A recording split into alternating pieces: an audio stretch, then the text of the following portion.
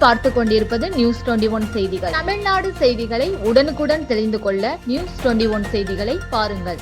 கொடைக்கானலில் நேற்று இரவு பெய்த தொடர் மழையால் பென்டர் லாக் சாலையில் தனியார் கிளப் தடுப்பு சுவர் சரிந்து விழுந்ததில் 3 கடைகள் சேதம். 6 சென்டிமீட்டர் மழை பதிவாகியுள்ளது.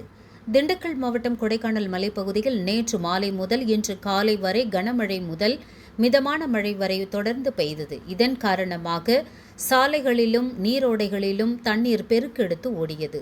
இந்நிலையில் பென்டர் லாக் சாலையில் உள்ள நகராட்சி கடைகளாக உள்ள உணவு விடுதி மற்றும் பேக் கடையின் பின்புறமாக உள்ள தனியார் கிளப் தடுப்பு சுவர் சரிந்து விழுந்து கடைக்குள் விழுந்ததில் கேஸ் அடுப்பு, டேபிள், பாத்திரங்கள் உள்ளிட்ட பொருட்கள் சேதமடைந்துள்ளது.